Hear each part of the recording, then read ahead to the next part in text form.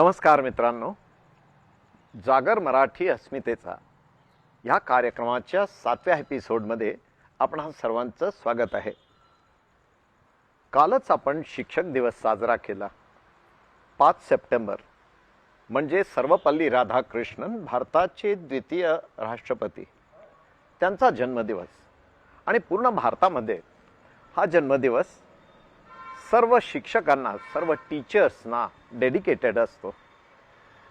आणि संयोग पहा, आज आपण भेटणार आहोत एका अशा अफलातून व्यक्तीला जिने आपल्या पूर्ण आयुष्यामध्ये हजारो स्टुडंट्सना घडवलं. पण त्या स्टुडंट्सना पारंपरिक शिक्षेच्या विधेमध्ये नव्हे, तर कथ्थक या नृत्याच्या स्टाईलमध्ये. अनेक वर्षापूर्वी तुमच्यापैकी अनेक लोकांना आठवत असेल, एक अत्यंत सुरेख, गोरीगोमटी, सुंदर बोलणारी आणि सुंदर नाचणारी अशी अर्चना जोगळेकर. अर्चनानी सुरुवातीपासनं ज्या पद्धतीने पहिले सिनेजगतावर म्हणजे प्रेक्षकांच्या मनावर ताबा गाजवला आणि नंतर अमेरिकेला जाऊन एक आदर्श गृहिणी होऊन अमेरिकेच्या हजारो स्टुडंट्सना कथ्थकच्या भारतीय नृत्य परंपरेमध्ये ट्रेन केलं. या हजारो स्टुडंट्समध्ये तिथे राहणारे भारतीयही होते आणि अमेरिकनही होते. म्हणजे प्रिन्स्टन युनिव्हर्सिटीमध्ये पंडित झाकीर हुसेनच्या नंतर 3 वर्ष अर्चना ही मेन ट्रेनर होती. अर्चना अजूनही अमेरिकेत स्थायिक आहे आणि आपल्या आईच्या स्मृतीमध्ये म्हणजे आशाताई जोगळेकरांच्या स्मृतीमध्ये एक अत्यंत जबरदस्त असं कथ्थकचं केंद्र चालवते. न्यू जर्सीमध्ये राहते. अत्यंत संस्कारवान परिवार. मुलगा टेनिसपटू, म्हणजे येत्या काही दिवसात जर तो वर्ल्ड विम्बल्डन वगैरे मध्ये आपल्याला दिसला तर आश्चर्य वाटू देऊ नका. आणि अशी ही अर्चना आज आपल्याशी शेअर करणार आहे तिच्या जीवनातल्या अनेक घटना, कला जगतातल्या आणि तिच्या पर्सनल लाईफमधल्या, सिने जगतातल्या आणि कथ्थकच्या विधेच्या. तर चला आपण भेटूया अर्चना जोगळेकरला.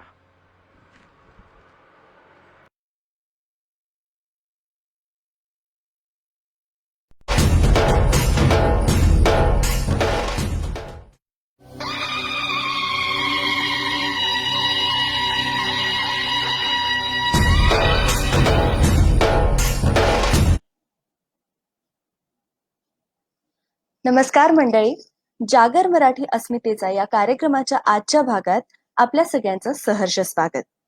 आजच्या या कार्यक्रमात आपल्यासोबत गप्पा मारायला खास आल्या आहेत प्रसिद्ध कलाकार, अभिनेत्री, कथक नृत्यांगना आणि गुरु पंडिता अर्चनाताई जोगळेकर. ताई, तुमचं खूप खूप स्वागत. थँक्यू निहारिका.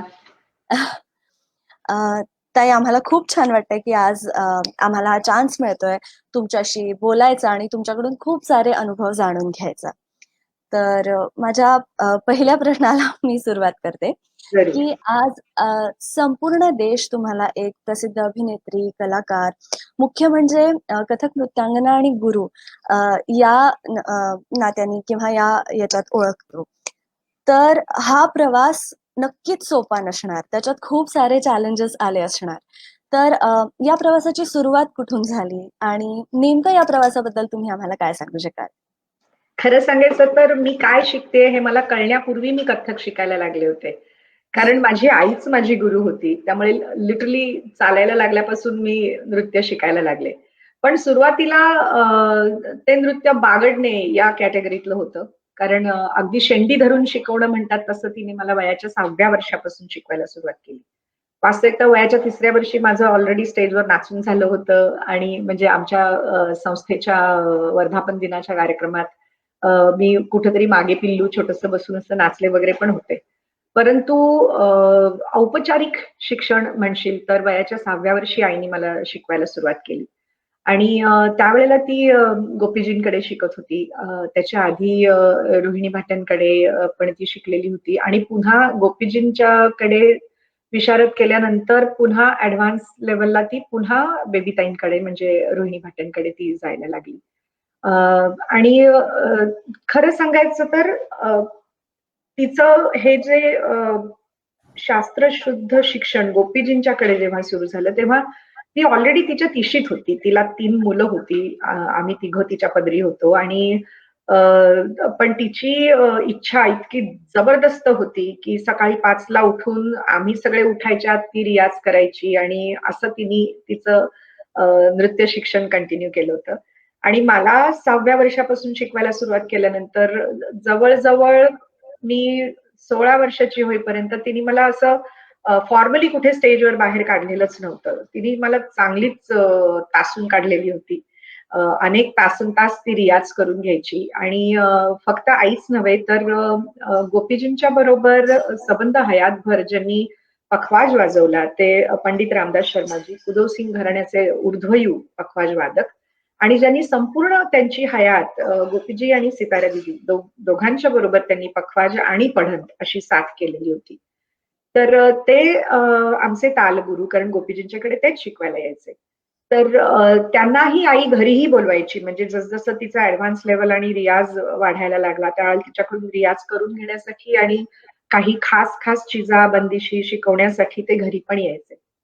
आणि वयामुळे असेल किंवा इन जनरलच माझ्या आईला लक्षात ठेवायला वेळ लागायचा की तिला खूप मेहनत करावी लागायची कुठली गोष्ट पाठ करायला. आणि मी बरोबर त्याच्या विरुद्ध होते की एखादी गोष्ट पाहिली की एक पाठी होते, पटकन माझ्या लक्षात राहायचं. आणि ज्या वेळेला आम्ही त्यांना प्रेमाने रामजी भैया, आई त्यांना रामजी भैया म्हणायची तर मी त्यांना रामजी भैया म्हणायची. पण ज्या वेळेला जाण आली, मोठे झाले आणि त्यांनी अक्षरशः लेकीसारखं कौतुक आणि प्रेम केलं माझ्यावर, तर मी त्यांना बाबूजीच म्हणायला लागले होते. तर ते घरी शिकवायला यायचे त्यावेळेला एखादी अनवट तालातली रचना त्यांनी दिली की ती लिहिता लिहिताच माझी पाठ होऊन जायची किंवा त्यांचं ऐकल्याबरोबरच माझं पाठ झालेलं असायचं. आणि आई थोडीशी म्हणजे वेळ घ्यायची. तर त्यावेळेला ती म्हणायची की नाही नाही उसको याद हो गया ना, आप आगे सिखाइए. असा सिलसिला सुरू झाला.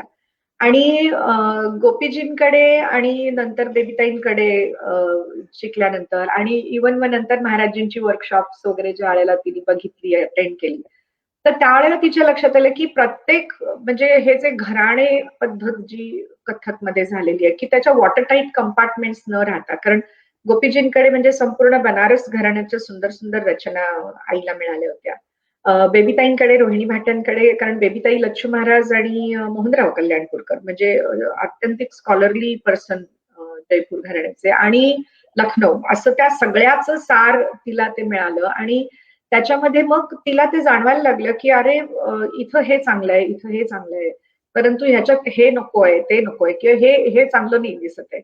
तर तिला जे इच्छा होती की एक कथ्थकची परिपूर्ण नृत्य शैली बनावी, तर ते तिने माझ्यातून मांडायला सुरुवात केली. आणि तो असं जवळजवळ आमची 10 वर्षाची प्रोसेस ती चालू होती की ज्याच्यामध्ये ती पॉवर पॉइंट्स म्हणतो तसं प्रत्येक घराण्याचे जे वैशिष्ट्य आणि सगळ्यात सुंदर गोष्टी आहेत त्या सगळ्या एकत्र आणून एक खऱ्या अर्थाने परिपूर्ण अशी कथ्थकची नृत्य शैली बनवायला तिने सुरुवात केली आणि ती तिने माझ्यातून मांडली. आणि अर्थातच I mean rest is the history की प्रथम मी महाराष्ट्र म्हणजे राज्य सरकारतर्फे जे युवा संगीत संमेलन, संगीत आणि नृत्य महोत्सव आयोजित केला गेला होता पुण्यामध्ये, तर त्याच्यात मी प्रथम सुरुवात केली सोलोची आणि त्यानंतर मग कधीच मागे बघितलं नाही की इट जस्ट वेंट ऑन.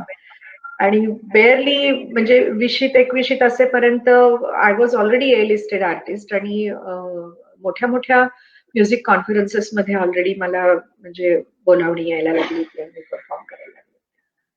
पण हे तेवढंच खरं की आईनी खूप तासून काढलेलं होतं मला रियाजामध्ये. म्हणजे रियाज करून घेताना ती आई नसायची, ती फक्त गुरुच असायची. आणि मी अशी हेल्दी किंवा अशी स्ट्रॉंग बेबी कधीच नव्हते. मी अशी नाजूक सजूक बारीक सारीकच होते आणि परंतु काटक होते, अजाईल होते आणि आईसारखी जबरदस्त इच्छाशक्ती असलेली पण होते. आणि तिला असं कधी कधी व्हायचं तिचं की आणि रामजी भैया इतक्या वेगात, इतक्या लईला फेकायचे तोडे आणि त्यांच्या लईत त्या स्पीडला विथ ऍब्सोल्यूट दाणेदार क्लॅरिटी पायातून सगळे बोल निघून मी त्यांच्याबरोबर नाचायची.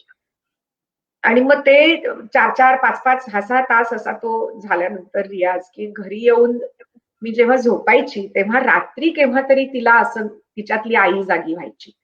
आणि मग तिला असं वाटायचं की नाही, आज आपण हिला खूप तोडलंय. म्हणजे अक्षरशः म्हणजे टाचेचं मांस घासून आता हाड टेकायची वेळ यायची, इतकं पाय फोडलेले असायचे.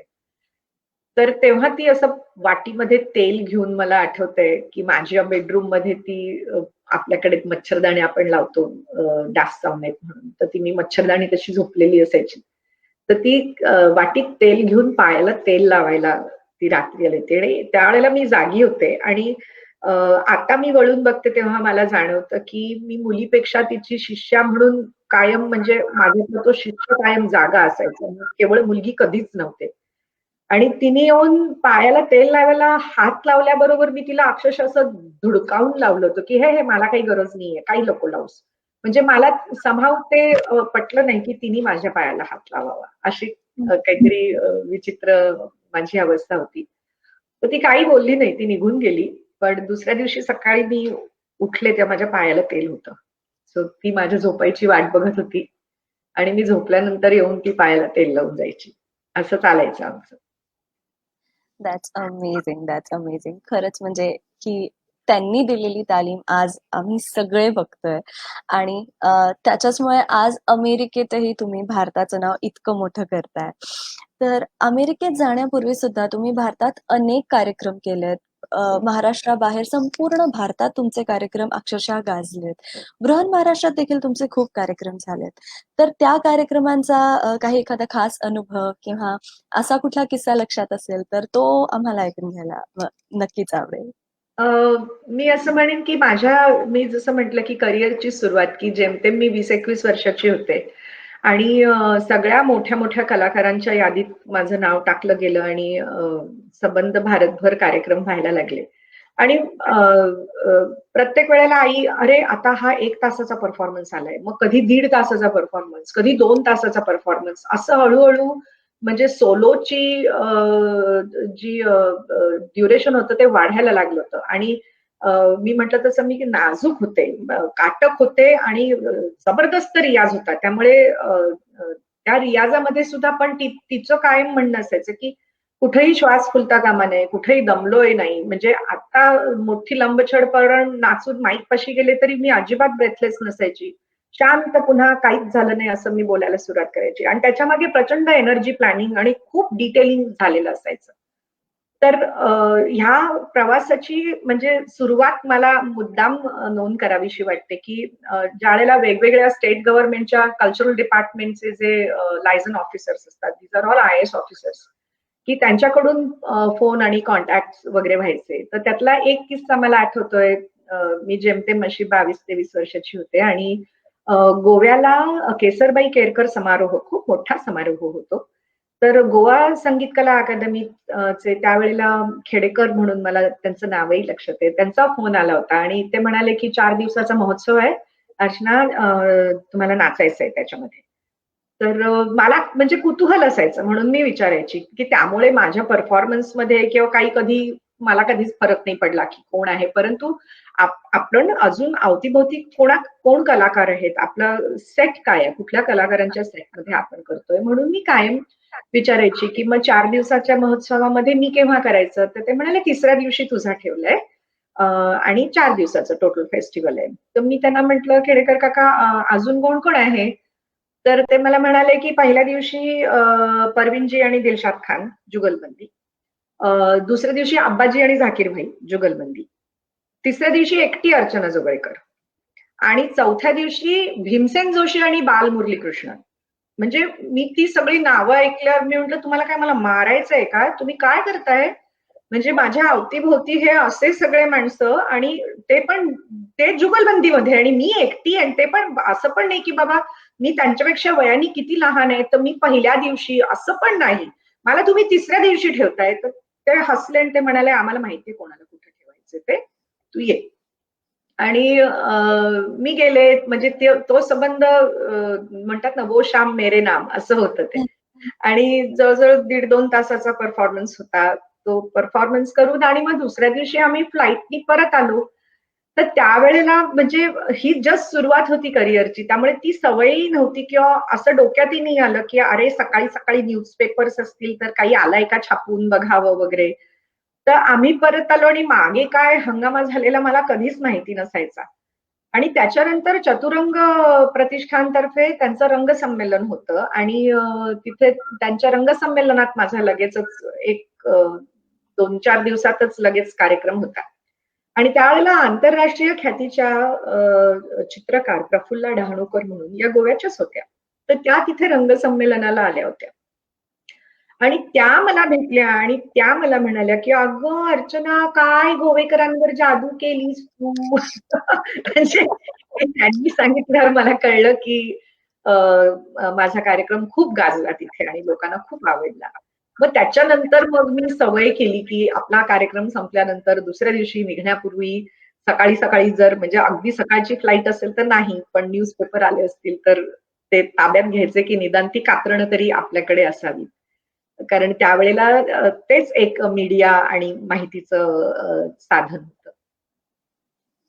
That's great. आता पुढचा जो प्रश्न आहे तो खास जबलपूरकरांच्या डिमांडवरती आहे. तुमचे बरं. जबलपूरला देखील खूप सारे प्रोग्राम्स झालेले आहेत 4-5 आणि कार्यक्रम झाले. येस आणि जबलपूरकरांच्या आठवणीत ते प्रोग्राम्स आजही तितकेच ताजे आहेत ते सगळे कार्यक्रम. तर तुमचा जबलपूरमधला अनुभव कसा होता आणि त्यावेळेचं काही तुम्ही शेअर करू इच्छिता? अं, अ, खरं तर म्हणजे प्रत्येक शहरामध्ये एखाद किंवा कधी-कधी 2 कार्यक्रम होणं हे त्यावेळेला माझं घडत होतं. परंतु Jabalpur definitely holds a very special place in my heart. कारण मी जसं म्हटलं तसं 4-5 वेळा कार्यक्रम झाले आणि त्याच्यासाठी जबलपुरांचं उदंड प्रेम, आत्यंतिक दर्दी आणि उत्तम रसिक प्रेक्षक आणि त्याच्यातून म्हणजे ही मी दादच म्हणेन, की एखाद्या कलाकाराला तुम्ही पुन्हा-पुन्हा बोलवता, याचा अर्थच त्या कलाकाराची कला तुम्हाला आवडली आहे आणि त्या कलेने तुम्हाला आनंद दिलेला आहे. आणि माझा कायम या गोष्टीकडे कल असायचा. म्हणजे आई पण प्रत्येक शहरामध्ये किंवा जिथे कुठे ज्या कुठल्या कॉन्फरन्समध्ये मी काहीही परफॉर्म केलं, तर त्याचं डिटेल रेकॉर्ड मी मेंटेन करायची. म्हणजे त्या कॉन्फरन्सेसमध्ये साधारण किती वेळ नाचले गेले, ऑर्गनायझर कोण होते, मी किती वेळ नाचले, मी काय नाचले, त्याचे डिटेल्स हे सगळे मी रेकॉर्ड माझ्याकडे असायचे. इन्क्लुडिंग मी डान्स कॉस्ट्युम कुठला घातला होता, इथपर्यंत साथ संगतीला कोण कोण होतं आणि मग त्याच्यावरच्या माझ्या काही मेमोरेबल नोट्स असतील किंवा साथ संगतदारांनी पण कुठे काही घोळ केला असेल, तर त्याचं पण मी नोटिंग करून ठेवायची. आणि त्याच्यामध्ये जबलपूरला ज्यावेळेला पुन्हा-पुन्हा बोलवायला जायला निमंत्रण यायला लागलं, त्यावेळेला मी प्रत्येक वेळेला म्हणजे हे मी केलेलं आहे, की प्रत्येक वेळेला कार्यक्रमामध्ये अधिक काहीतरी वेगळं आणि त्यांना वेगळं काहीतरी मी देता येईल, असं मी प्रत्येक वेळेला त्या मांडणीमध्ये ते वैविध्य ठेवलं आणि आय थिंक की जे पुन्हा-पुन्हा बोलवलं गेलं त्याच्यामागे तेही होतं, की ते प्रत्येक वेळेला तीच-तीच गोष्ट बघत नव्हते. प्रत्येक वेळेला वेगळं काहीतरी बघत होते आणि परवाच डॉक्टर जामदारांशी मी बोलत होते आणि आय वुड से की जबलपूर म्हटलं की डॉक्टर जामदार असं माझ्या मनामध्ये येतं.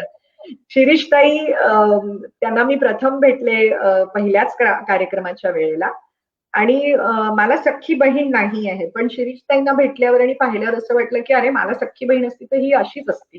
त्यामुळे मी या बाबतीत म्हणतो ना, दिल की आवाज मी कायम ऐकते आणि त्यांच्या बाबतीत माझ्या दिल की आवाज ही होती, की ही माझी ताई आहे. त्यामुळे ते माझे ऑटोमॅटिकली झालेले जिजू होते. डॉक्टर साहेब आणि त्या दोघांनी पण खूप उदंड प्रेम केलं आणि अजूनही जबलपूर म्हटलं, की पहिलं त्या दोघांचंच नाव माझ्या मनामध्ये येतं. आणि खूप खूप काही नाती अशी असतात, की जसं मी म्हणते, की ती मध्ये कितीही कालखंड गेला तरी त्याचा ताजेपणा जात नाही किंवा ते जे बॉन्डिंग आहे तेही कमी होत नाही. आणि जबलपूरच्या बाबतीत मी तेच म्हणेन, की अजूनही माझ्या मनामध्ये तसंच तेवढंच प्रेम आहे आणि I am really looking forward to की आता तर इथे गेली इतकी वर्ष मी शिकवतीये अमेरिकेमध्ये आणि संबंध एक उत्तम नर्तिकांची पिढी इथे मी उभी केली आहे की ज्यांना अक्षरशः लहान शिकवलंय आणि अनेक नवीन रचना, अनेक नवीन गोष्टी निर्माण केल्या आहेत आणि त्या सगळ्या मला जरूर सादर करायला आवडतील जबलपूरकरांच्या समोर. क्या बात है, क्या बात है. आय एम शुअर की जबलपूरकरांना हे ऐकून नक्की खूप आनंद होणार आहे. आता जसं तुम्ही तुमच्या अमेरिकेतल्या संस्थेचा उल्लेख केला, तर मी आता पुढचा प्रश्न माझा त्याच्याचकडे वळवत होते की आता तुम्ही अमेरिकेत इतक्या वर्षांपासून आहात आणि अमेरिकेत तुम्ही भारतीयत्व जपताय. फक्त जपत नाही आहात तर ही संस्कृती तुम्ही अनेक अमेरिकन्स पर्यंत, तिथल्या लोकांपर्यंत पोहोचवताय. भारतासाठी ही खूप मोठी गौरवास्पद गोष्ट आहे. पण नक्कीच अमेरिकेत गेल्यानंतर एवढी मोठी संस्था सुरू करणं, अर्चना आर्ट्स ही संस्था सुरू करून त्याला इतक्या मोठ्या लेवलपर्यंत पोहोचवणं हे नक्कीच सोपं नसणार. तर अमेरिकेत गेल्यानंतर तुम्हाला तुमची नृत्य जर्नी कशी होती आणि या सगळ्याचा अनुभव कसा होता आणि तुम्हाला काय काय चॅलेंजेस फेस करावे लागले याबद्दल आम्हा सगळ्यांनाच खूप कुतूहल आहे. नाही, खरं सांगायचं तर मी लग्न होऊन इथे आले आणि त्यावेळेला असं काही माझ्या डोक्यात नव्हतं की इथं येऊन पुन्हा नृत्य शिकवायचं. परंतु मी एका नृत्याच्या कार्यक्रमाला गेले होते आणि तिथे मला लोकांनी पाहिलं आणि ऑब्व्हियसली ज्यांनी चित्रपट पाहिले होते किंवा माझी कथक नृत्यांगना म्हणून जे ओळखत होते त्या सगळ्यांना वाटलं की मी भारतातून जस्ट आता व्हिजिटला आलेली आहे. परंतु जेव्हा त्यांना कळलं की अरे मी इथं आलेली आहे, लाईक US मध्ये आता मी राहते, तर ते सगळे माझ्या खूप मागे लागले की नाही नाही तुम्ही इथे शिकवलंच पाहिजे आमच्या मुलांना वगैरे वगैरे. आणि मी म्हंटल की 1 आणि 2 मुलांसाठी काही मी माझा वेळ अडकवणार नाही. पण जर कमीत कमी 10 विद्यार्थिनी तुम्ही गोळा केल्यात तर मी शिकवायला तयार आहे. तर त्यांनी ती उचल खाल्ली आणि तेवढ्या विद्यार्थिनींनी नावं नोंदवली आपापली आणि अशा पद्धतीने म्हणजे मी हे सांगतेय मी 1999 सालची गोष्ट सांगतेय.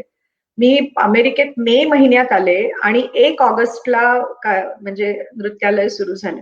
आणि अर्थात त्यावेळेला जेव्हा सुरू झालं होतं तर अर्चना नृत्यालय हे माझ्या आईने स्थापलं होतं 1963 मध्ये, 1963 साली. आणि कायम अर्चना नृत्यालय हीच संस्था म्हणजे नावारूपाला आली होती. आणि ज्यावेळेला मी तिथं क्लास म्हणजे इथे अमेरिकेत क्लासेस सुरू केले त्यावेळेला सुद्धा दुसरं नाव माझ्या डोक्यात आलंच नाही की मी हाच विचार केला की ही अर्चना नृत्यालयाची अमेरिकेतली शाखा असं म्हणूनच मी तो क्लास सुरू केला. आणि नंतर मग ज्या वेळेला लिगल एंटिटी आणि असले सगळे फंड सुरू झाले तर त्यावेळेला मग एक लिगल एंटिटी म्हणून कंपनी स्थापण्यासाठी म्हणून अर्चना आर्ट्स हे नाव मग ठेवण्यात आलं. आणि अर्चना आर्ट्सच्या अंडर मग अर्चना नृत्यालय ही संस्था under the Archana arts as a legal entity असं म्हणून ते घेण्यात आलं. परंतु अजून माझ्या मनाने ते अर्चना नृत्यालयच आहे आणि अर्चना नृत्यालय म्हणूनच मी काम करते इथे. पण आता तुला सांगते निहारिका, इथले जे अनुभव तू मला विचारलेस, मी न्यू जर्सीत ज्या वेळेला आले तर त्यावेळेला तू पण कथ्थक शिकलेली आहेस म्हणून तुला सांगते की कथ्थकमध्ये तत्कार किंवा मी तर म्हणेन the power play of the footwork इतका म्हणजे अनमॅच्ड आहे असं म्हणेन मी कथ्थकचा.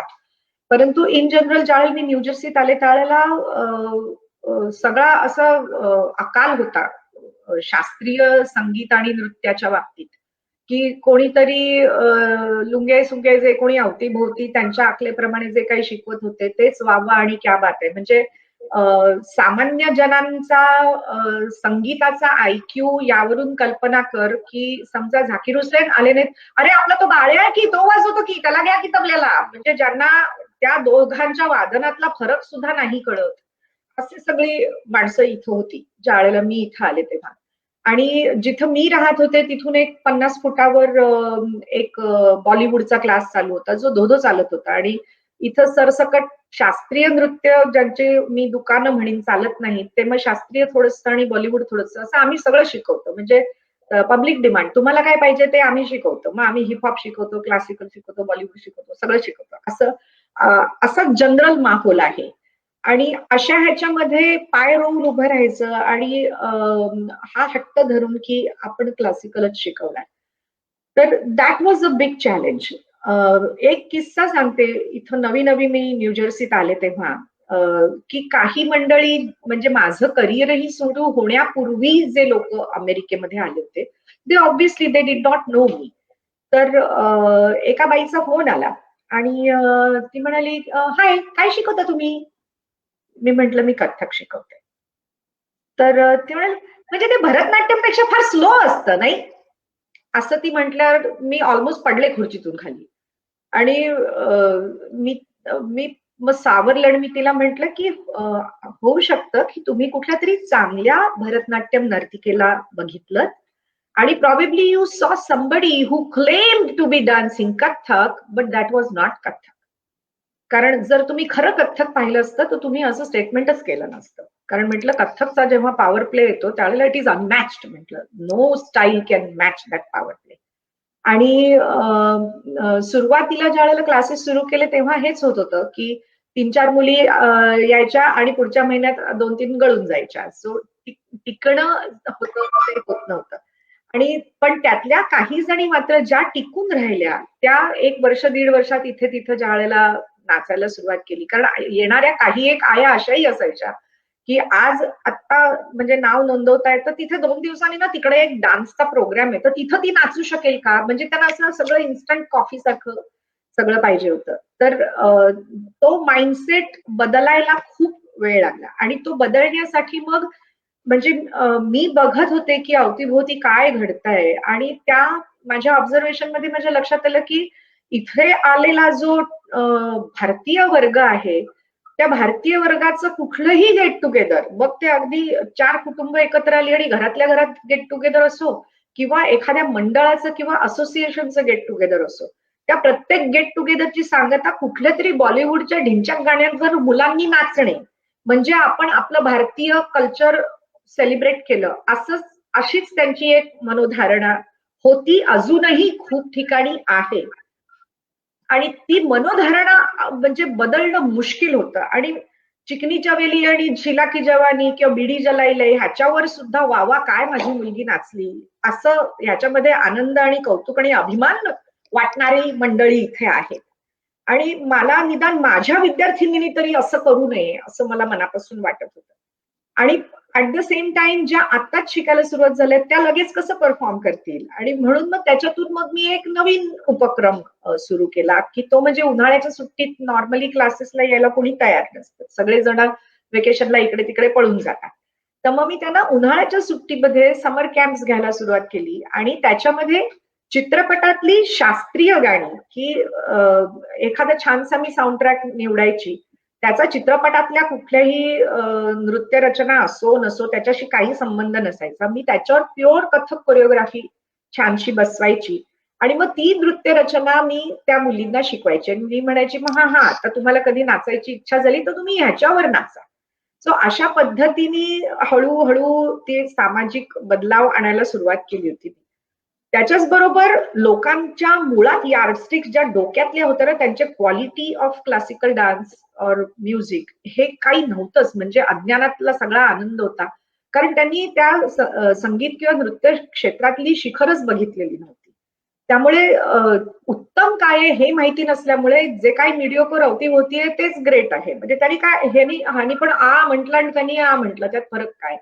अशी जी इतकी दयनीय अवस्था होती ती बदलण्यासाठी मग मी इथे माध्यम म्हणून एक नॉन प्रॉफिट चॅरिटी ऑर्गनायझेशन स्थापली आणि माध्यमच्या तर्फे गंधर्व महोत्सव सुरू केला. आणि गंधर्व महोत्सवामध्ये गायन वादन नृत्य की ज्यावेळेला आपण संगीत महोत्सव म्हणतो तर गायन वादन नर्तनादी कला म्हणजे संगीत, म्हणजे संगीताची परिपूर्ण व्याख्या. तर त्या अर्थाने गंधर्व महोत्सव सुरू केला आणि मग त्याच्यामध्ये गाण्यात एक म्हणजे एका पाठोपाठ एक 3 कलाकार आणि ऍज अ फाउंडर म्हणजे माझी आई मला म्हणाली की अगं तू स्थापक आहेस त्या महोत्सवाची, त्यामुळे यू हॅव टू परफॉर्म की त्याच्यात तू नक्कीच तुझं नृत्य प्रस्तुती कर. मग एकट्या पहिल्या वर्षी मी विश्वमोहन भट आणि आरती अंकलीकर म्हणजे गायन वादन आणि नर्तन असं आम्ही सुरुवात केली आणि मग शेवटी आम्ही तिघांनी मिळून एकत्र ऑन द स्पॉट भैरवी गायलो वाजवलं आणि नाचलो. तर फारच सुंदर झाला तो गंधर्व महोत्सव. आणि मग त्याच्यानंतर 1 वर्ष पंडित सतीश व्यास संतूर किंवा पंडित जसराजजी, मग 1 वर्ष गायला अश्विनीताई होत्या, अश्विनी भिडे, 1 वर्ष देवकी पंडित, असं एक वर्ष मी ते गंधर्व महोत्सव राबला. त्याच्यानंतर लहान मुलं इथं खूप टॅलेंटेड आहेत हे लक्षात आल्यावर मी बालगंधर्व सुरू केलं, की त्याच्यामधल्या लहान मुलांना उत्तेजन द्यावं म्हणून. आणि केवळ लहान हे त्यांचं क्वालिफिकेशन नाही, तर एक्स्ट्रा ऑर्डिनरी, खरोखर म्हणजे मी म्हणणाऱ्यांनी तोंडात बोटं घालावीत इतकी टॅलेंटेड पुढे पुढे पिढी मला दिसायला लागली.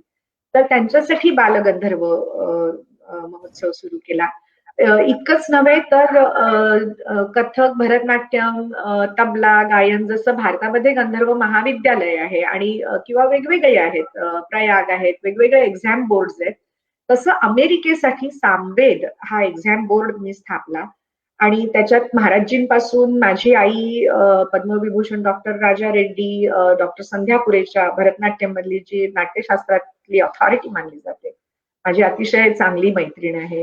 तर लता रामन, डॉक्टर संध्या पुरेच्या, डॉक्टर राजा रेड्डी, महाराजजी, माझी आई, मी ऑफकोर्स स्वतः as a founder director of the board, आणि असे अनेक गुणी मंडळी या सामवेद बोर्डाला आता जोडली गेलेली आहेत. आणि अतिशय डिलिजंटली आणि छान पद्धतीने संपूर्ण अमेरिकेभर सगळ्या गायन, वादन, नर्तनाच्या परीक्षा इथं कंडक्ट केल्या जातात. लेखी परीक्षांचे ऍक्च्युली पेपर्स भारतातून मी मागवते आणि भारतात वेगवेगळ्या एक्झाम बोर्डशी अफिलिएटेड जेवढे म्हणून गुणी आणि स्कॉलरली कलाकार आणि परीक्षक आहेत, ते सगळे सामवेदशी पण अफिलिएटेड आहेत. आणि परीक्षेचे पेपर भारतातून येतात आणि एका वेळेला सगळ्यांच्या परीक्षा इथे घेतल्या जातात. लेखी परीक्षांच्या उत्तरपत्रिका भारतात पाठवल्या जातात, तिथे चेक केल्या जातात आणि अतिशय छान काम इथे होत आहे. आणि अशा पद्धतीने मी जसं म्हटलं तसं की शास्त्रीय कला, कारण मला ते इतकं जाणवलं की बॉलिवूड, मी स्वतः I am part of the Bollywood fraternity, परंतु बॉलिवूड म्हणून, कारण बॉलिवूड हे सर्वांगीण आहे, त्याचे अनेक पैलू आहेत, पण त्यातला फक्त ढिंच्याक पैलू सादर करून तेच आपलं कल्चर हे प्रेझेंट करणं, म्हणजे हळूहळू इथल्या अमेरिकनांना अशीच त्यांची धारणा व्हायला लागली होती की हे म्हणजेच भारतीय culture, and that was so wrong. आणि म्हणून त्याच्यातून मी हे सगळे उपक्रम राबवले. आणि आता म्हणजे मला सांगायला आनंद होतो की आता ज्या वेळेला मला काही पालक कोणीही ज्या फोन करतात ऍडमिशनसाठी, तेव्हा ते या मनोधारणेतूनच फोन करतात की नाही, आम्ही म्हणजे एक 10 वर्ष तरी मुलगी तुमच्याकडे सोपवतोय, तर या धारणेतून फोन करतात. किंवा आता शिकणाऱ्या मुली, कारण इथं फार कॉमन होतं ते की 12वी नंतर मुलं कॉलेजमध्ये जेव्हा ऍडमिशन घेतात तेव्हा शक्यतो आपल्या राज्याच्या बाहेरच्याच कॉलेजमध्ये जातात, की म्हणजे लिबर्टी, फ्रीडम, घरात आई वडिलांबरोबर राहायला नको, म्हणजे ही मूळ अमेरिकन मेंटॅलिटी होती. पण आता इथं भारतीय लोकसंख्या ही वाढल्यामुळे ती आता मेंटॅलिटी पण थोडी थोडी कमी व्हायला लागली. मी माझ्या परीनं माझ्या विद्यार्थिनींना पण सांगते की अरे, तुम्ही आयुष्यातली 10-10 वर्ष ह्याच्यात गाडली आहेत या कलेमध्ये आणि कंटिन्यू करायचंय पुढे असा विचार करतात, तर मग स्टेट युनिव्हर्सिटीज मध्येच कुठेतरी तुम्ही ऍडमिशन घ्या, so that you can continue this. आणि आता ते होत आहे आणि खूप छान याच्या कलेचा अभ्यास केला जातोय. आपल्या भारतीय सभ्यतेचा, संस्कृतीचा खूप छान अभ्यास केला जातोय इथे. क्या बात आहे, क्या बात आहे. याला खऱ्या अर्थाने आपण म्हणू शकतो की अमेरिकेत राहून सुद्धा, इतके वर्ष राहून सुद्धा खऱ्या अर्थाने भारतीय संस्कृती आणि भारतीय कला आणि भारतीय रत्न ही.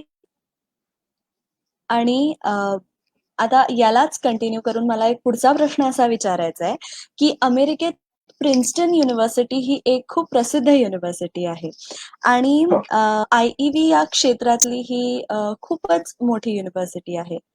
आयव्ही या लीग हे युनिव्हर्सिटीत नवी आहे Niharika, let me you. Ivy League is not a क्षेत्र.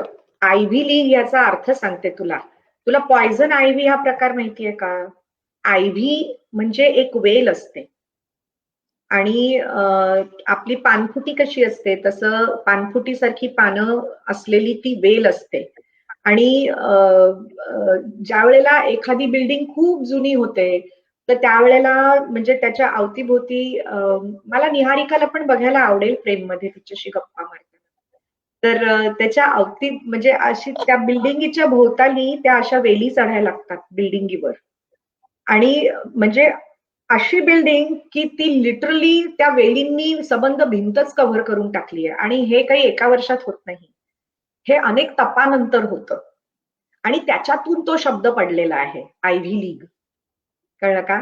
म्हणजे ओके. आणि ईस्ट कोस्टवर अर्थात ईस्ट कोस्टवरच प्रथम संबंध युरोपियन झाले आणि कॉलनीज प्रथम तिथेच स्थापल्या गेल्या. त्यामुळे युनिव्हर्सिटीज सगळ्यात जुन्या युनिव्हर्सिटीज ज्या आहेत त्या ईस्ट कोस्टवर आहेत. आणि म्हणून ह्या इथल्या ज्या युनिव्हर्सिटीज आयव्ही लीग युनिव्हर्सिटीज म्हणजे या खरोखर जुन्या युनिव्हर्सिटीज आहेत आणि त्याच्यामधल्या सुद्धा ज्या टॉप 10 युनिव्हर्सिटीज मानल्या जातात अमेरिकेमधल्या की ज्याच्यात ऍडमिशन मिळणं महामुश्किल आहे. की जसं आपल्याकडे पण आपण म्हणतो IITत ऍडमिशन मिळणं की हे जसं खूप येस. अवघड मानलं जातं कारण त्यांचा दर्जा तो त्यांनी एक स्थापित केलेला आहे.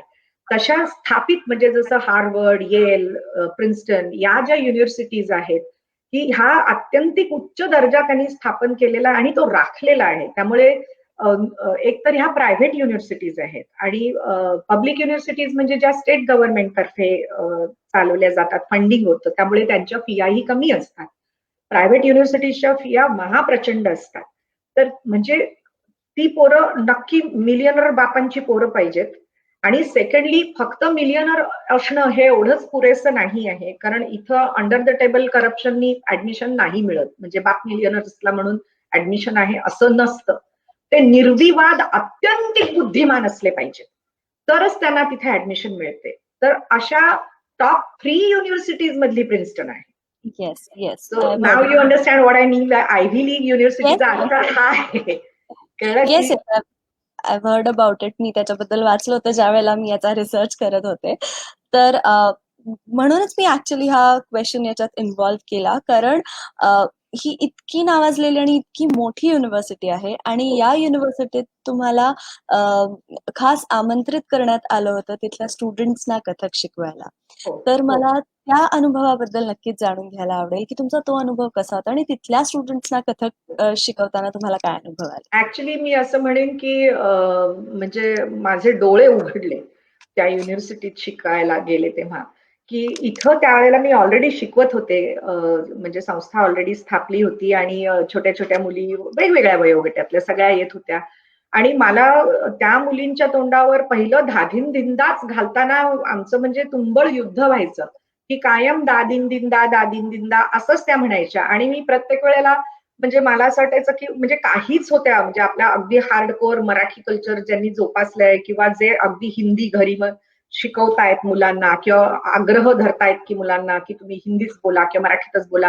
म्हणजे त्यांची भाषा जरा जीभ शुद्ध होती आणि त्यांच्या तोंडून मला धादिंदिंदा नीट ऐकू यायचं.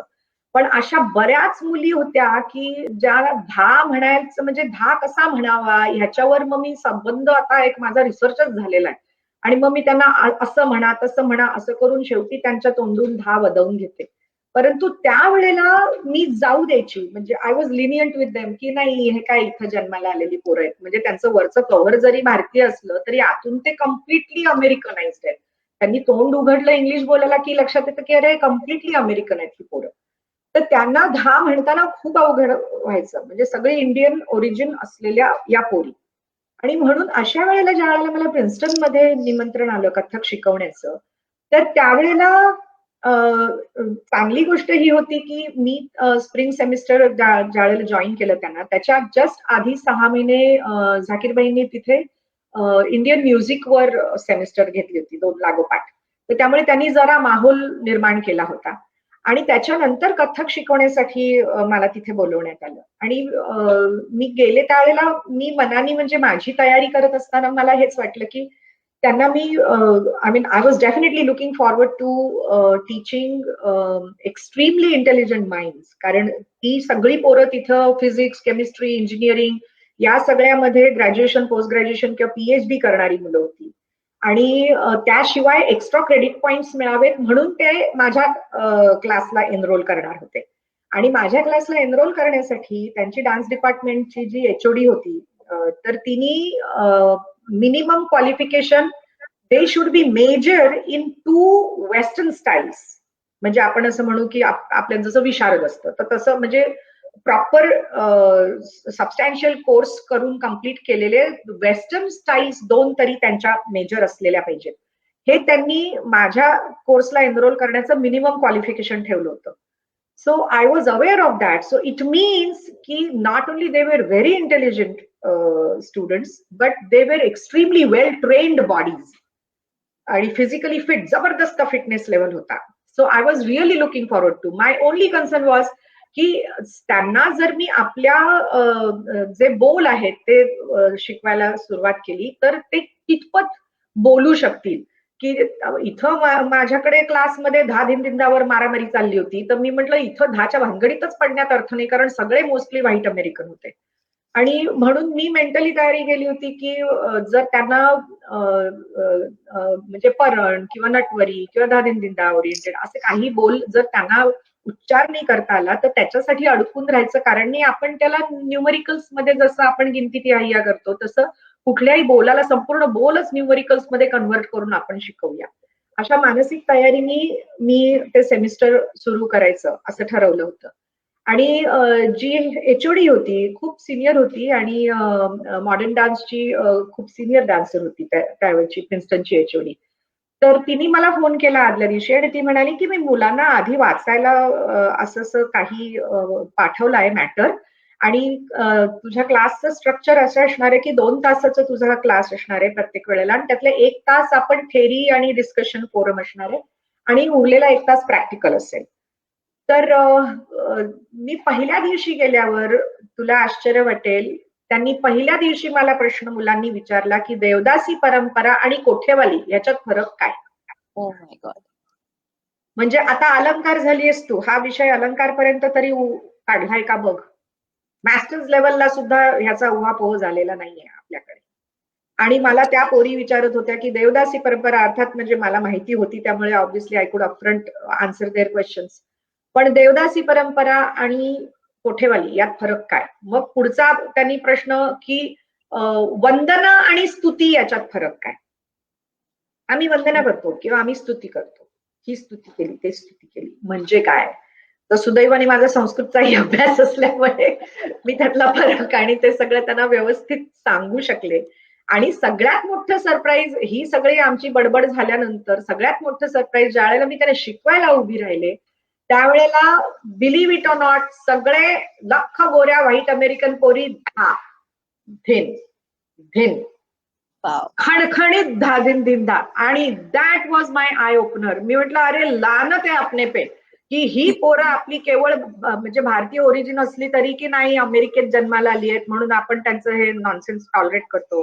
त्याच्यानंतर मग मी हिटलरच झाले आणि मग मी त्यांना 10 जोपर्यंत येत नाही तोपर्यंत मी त्याची दुप्पट सुद्धा शिकवणार नाही अशी मी अडून बसायला लागले. आणि मग मी विचार केला की अरे इकडे पोरं येऊन लॅटिन शिकतात, फ्रेंच शिकतात, स्पॅनिश शिकतात, मग ह्या सगळ्या भाषा जर शिकतात तर जी तुमची पूर्वापार तुमच्या आई बापांची आणि बापजाद्यांची भाषा आहे ती कशी नाही तुम्हाला बोलता येत? ते मला पटेच ना. आणि म्हणून त्याच्यातून मग तो आग्रह धरून जे सगळं सुरू झालं आणि मग त्यांनी खूप फरक पडला की मी म्हटलं नथिंग डुईंग, तुम्हाला हे यायलाच पाहिजे. हा उच्चार येत कसा नाही? म्हणजे 1-2दा तर अशी मजा झाली होती की मी सुरुवातीला मुली लहान असताना आयांना बसू द्यायची क्लासमध्ये की एवढ्यासाठी की घरी त्या मदत करू शकतील तिला रियाज करायला असं म्हणून मी म्हणायची बसा तुम्ही की मी काय सांगतेय किंवा काय चुकतंय तर घरी ती प्रॅक्टिस करेल तर तिच्याकडून करून घ्या. तर मी एका मुलीच्या मागे अगं धा म्हणणं धा धिन धिन धा हे तिच्या मागे लागले असताना तिकडे बसलेली आई म्हणाली वाय डोंट यू से दा, सी ताई इज टेलिंग यू ना से दा दिन दिन दा. मी आईला म्हटलं पहिले तू गप्प बस कारण ती पण दा दिन दिन दा सोडत होती. असं बरंच काय काय इकडे व्हायचं. पण असे खूप मजेदार किस्से इथे घडले. आणि इनफॅक्ट प्रिन्स्टन मध्ये त्या माझ्या शिकवण्याच्याच म्हणजे 3-1 वर्ष मी कंटिन्युअसली शिकवलं होतं. त्यानंतर त्यांनी मला एकदा फॉल सेमिस्टरला पण बोलवलं होतं आणि हा इनफॅक्ट अतिशय नोंद करून घेण्याजोगा महत्वाचं सिरियस मॅटर आहे की तिथं मला असं लक्षात आलं की फंडिंग होत आहे युनिव्हर्सिटीज लेवलवर टू प्रूव्ह की कथ्थक हे जिप्सी कल्चर म्हणजे युरोप मधल्या जिप्सी कल्चर मधून कथ्थक आलं. आणि हे ज्या वेळेला माझ्या निदर्शनाला आलं त्यावेळेला म्हणजे एकदम मी तलवारच काढली होती. आणि की आपण म्हणतो की कृष्णाच्या रासनृत्यातून कथ्थकचा उद्गम झाला आणि त्याच्याही मागे अजून जर जायचं असेल तर कुशीलव म्हणजे कथा करे सो कथ्थक कहलावे ही जी कथ्थकची आपण व्याख्या म्हणतो तर त्याच्यातल्या कथ्थकच्या ज्या मूव्ज आहेत किंवा मुळात कथ्थक मधली चक्रीची जी संकल्पना आहे म्हणजे हा एक छानपैकी पीएचडीचा विषय आहे की कृष्णाने रास रचली तर रास नृत्य जे आहे त्या रास नृत्याकडे जर बघितलं तर प्रत्येक जण स्वतःभोवती फिरत असतो. कृष्ण मध्ये आहे आणि कृष्णाच्या भोवती पण फिरतात. मग त्याच्यात घुमर आलं, रास आलं, राजस्थान मधल्या अशा अनेक जी नृत्य आहेत रासशेत आणि त्याच्यातून उद्गम पावलेली त्या सगळ्याचं स्ट्रक्चर हे आहे की नर्तिका स्वतःभोवती फिरत असतात की कृष्ण हा मध्ये आहे आणि त्याच्या भोवती फिरतात. जर आपण ब्रह्मांडाकडे बघितलं तर ब्रह्मांड काय आहे की सूर्य मध्ये आहे आणि सगळे ग्रह त्याच्या भोवती फिरतात. सो तसं पाहिलं तर हे ब्रह्मांडाचं स्ट्रक्चर आहे. आणि म्हणजे त्यातला चक्री हा भाग आपण असं म्हणू की कथक मध्ये आहे किंवा त्यातल्या बऱ्याचशा कवित्व बऱ्याचशा रचना बरेचसे बोल तसेच्या तसे म्हणजे आपल्याला रासनृत्य हे त्याचं रस्टिक रूप आहे हे जाणवतं ज्यावेळेला आपण रासनृत्य बघतो. परंतु त्याच्याही मागे म्हणजे आता कृष्णाचं हे द्वापार युग झालं पण त्याच्याही मागे जर आपण गेलो तर कथकची जी मूळ व्याख्या आपण सांगतो की कथा करे सो कथक कहलावे की संगीत आणि नृत्याच्या माध्यमातून जो एक कथाकथन करतो किंवा एखादा प्रसंग किंवा काहीतरी जे कथन करतो संगीत नृत्याच्या माध्यमातून तो कथक ही जी कथकची मुळात परिभाषा होती. मग तसं पाहायला गेलं तर आपण थोडस कीर्तनकाराकडे पण त्याला रिलेट करू शकतो. फक्त कीर्तनकार नाचायचे नाहीत भाव त्याच्यामध्ये नसायचे परंतु हातातल्या चिपळ्यांनी त्यांच्या हातात रेडीमेड त्यांचा ताल असायचा आणि गाण्यातून ते कीर्तनातून आपली वेगवेगळी पौराणिक प्रसंग प्रेक्षकांच्या पुढे मांडायचे. पण मी जसं म्हटलं तसं द्वापार युगाच्याही मागे जर आपण सतयुगामध्ये गेलो रामायण काळामध्ये गेलो तर कथक तिथून खरं सुरू झालं. म्हणजे कथाकथन जे आहे संगीत नृत्याच्या माध्यमातून ते खरं तिथून सुरू झालं आणि सर्वात पहिलं कथाकथन कोणी केलं तर लव आणि कुशाने केलं. लव कुशाने प्रथम रामाला आपल्याच वडिलांना त्यांनी संबंध रामायण संगीतातून जे ऐकवलं तिथून पहिलं कथाकथन सुरू झालं. आजही म्हणजे कुशीलव ही जाती मानली जाते किंवा लवकुश म्हणजे आजचा अफगाणिस्तान आणि पाकिस्तान हा जो संबंध प्रांत आहे तो कोणेकेकाळी हिंदुकुश म्हणून ओळखला जायचा. तो हिंदुकुश म्हणजे कुशलवातला कुश त्याचं तिथे साम्राज्य होतं.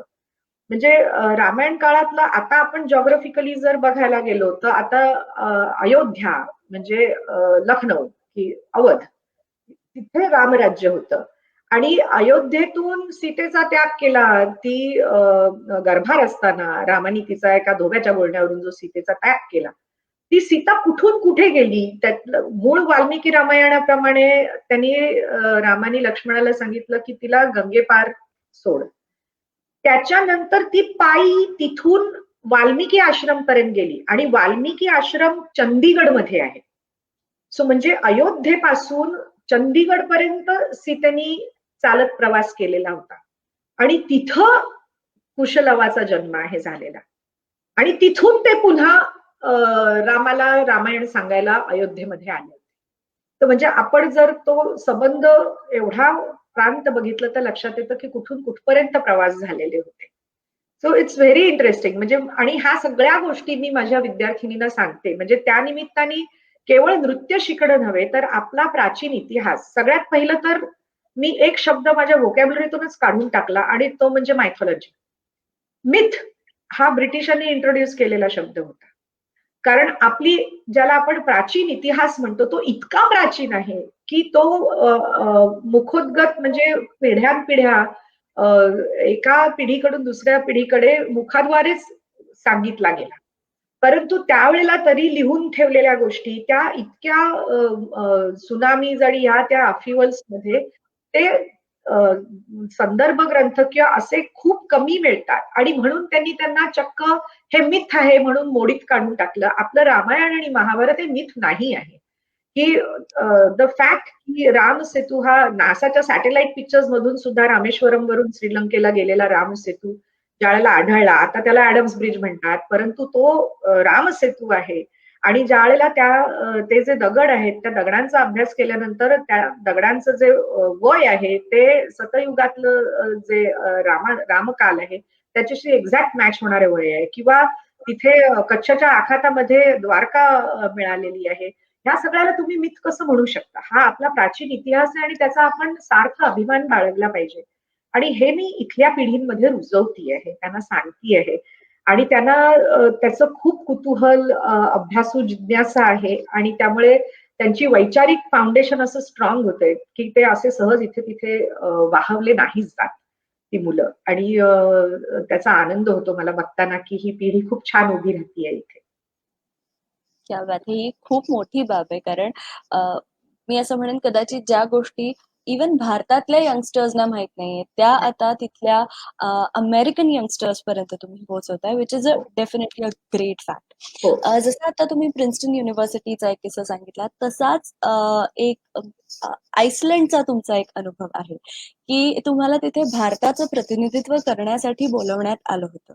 हो. आणि ही भारतासाठी एक खूप मोठी गौरवाची बाब आहे.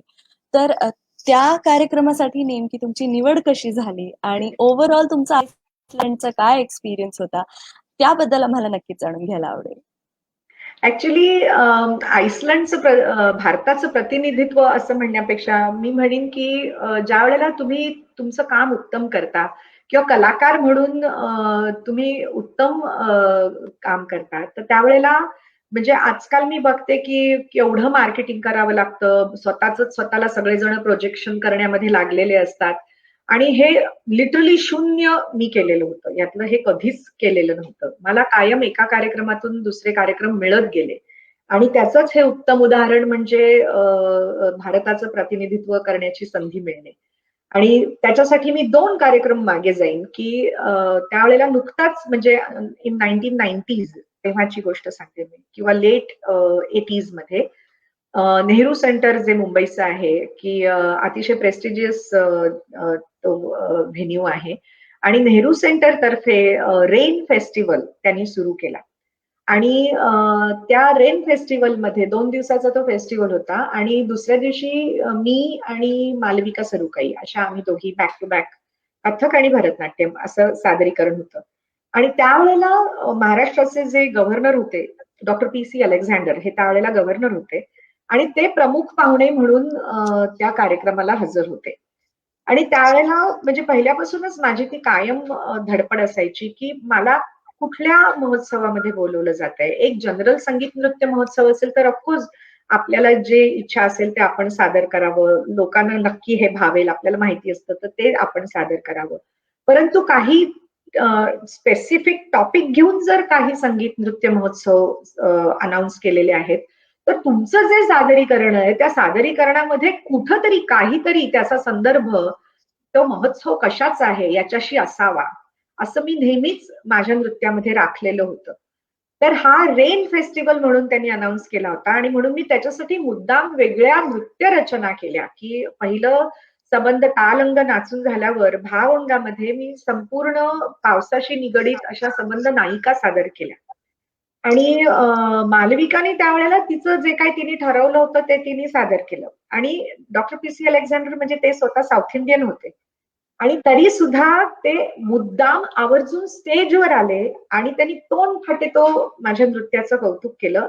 आणि इतकंच नव्हे, मालविकाला असं सटली दणकावलं पण की तुम्ही इतके इंडिफरंट राहून नृत्य नाही सादर करू शकत. की तुम्ही जे काही नृत्य सादर करताय ते इथं कशासाठी तुम्ही आलाय किंवा कुठल्या महोत्सवासाठी आलाय त्याचे काहीतरी कवडसे तुमच्या नृत्यात दिसले पाहिजेत, जसे कथ्थक नृत्यांगनांनी मांडले.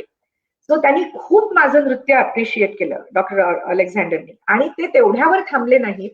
म्हणजे हे नंतर मला कळलं की हा माझा कार्यक्रम झाल्यानंतर 1-2 आठवड्यातच मला राजभवन मधून फोन आला. राजभवन म्हणजे जिथे गव्हर्नर राहतात ते. सो महाराष्ट्राचे गव्हर्नर डॉक्टर पी.सी. अलेक्झांडर त्यांच्या राजभवन म्हणजे त्यांना तो माझा कार्यक्रम इतका लक्षात राहिला होता आणि इतका आवडला होता की राजभवनवरून मला फोन आला की इथे राजभवनवर कार्यक्रमासाठी डॉक्टर अलेक्झांडरनी तुम्हाला निमंत्रण दिलेलं आहे. की तुम्ही इथं या. आणि त्यांनी तारीख वगैरे सगळं सांगितलं आणि 1 तासाचं प्रेझेंटेशन आहे असं त्यांनी मला सांगितलं.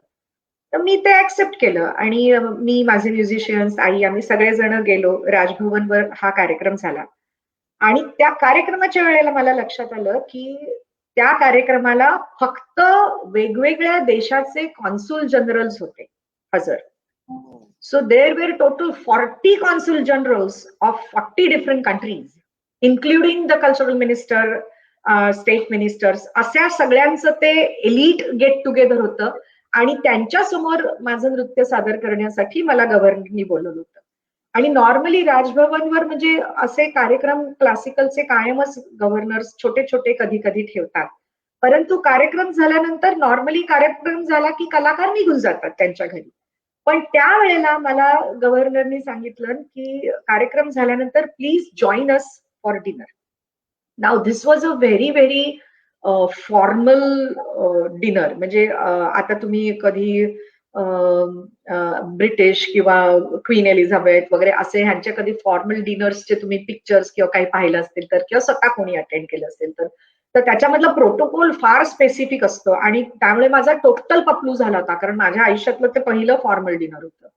आणि सगळे म्हणजे राजदूत, इतक्या कंट्रीजचे ambassadors, I was introduce to all of them आणि त्या सगळ्यांना खूप आवडलं होतं माझं नृत्य आणि they were very happy and to meet me. माझी आईही होती आणि सगळ्यांशी खूप गप्पा मारल्या गेल्या आणि त्याच्यामध्ये म्हणजे मी सगळ्यांशी बोलण्यात आणि गप्पा मारण्यात इतकी मशगूल होते की समोर जेवायला जेव्हा आणून ठेवलं तर हे माझ्या लक्षात आलं की कोणीही सुरू करत नाहीये. तर governor he is like a king तेवढ्या त्या एरियाचे. That is how he is treated. तर जोपर्यंत ते खायला सुरुवात करत नाहीत, you are not suppose to eat. So सगळं जरी सर्व झालेलं होतं तरी nobody had started the food. So all the cutlery, everything was as it is kept. आणि ज्या क्षणी गव्हर्नरनी खायला सुरुवात केली तसे सगळे तुटून पडले खाण्यावर आणि मी म्हटलं काय हे आदर्शासारखे बरोबर सगळे खात आहेत. आणि I was just being nice and taking my on sweet time. आणि ज्या क्षणी गव्हर्नरनी त्यांचा फोर्क खाली ठेवला, सगळ्यांनी फोर्क खाली ठेवले. So once he stop sitting, you are not suppose to eat. So that was a nice revelation for me to understand that the formalities and the protocol of that dignitary level. आणि त्यावेळेला माझी ओळख आइसलँडचे consul general जे होते त्यांच्याशी झाली आणि त्यांनी मला रेकेविक इंटरनॅशनल डान्स फेस्टिवल मध्ये भारतातर्फे प्रतिनिधित्व करण्यासाठी निमंत्रण केलं.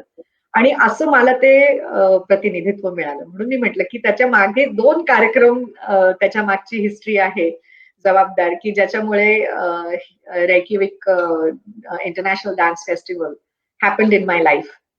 आणि जे तू म्हणालीस की प्रत्यक्ष आइसलँड मधले तिथं गेल्यानंतरचे जे अनुभव होते, आता त्याच्यात दुसरी गंमतीची गोष्ट सांगते की आता आपण जागर मराठी अस्मितेचा या कार्यक्रमात बोलतोय. तर आइसलँडचे कॉन्sul जनरल इंडियामधले जे होते ते भारतीय होते. फक्त भारतीयच नव्हे तर ते मराठी होते. त्यांचं नाव हिरलेकर.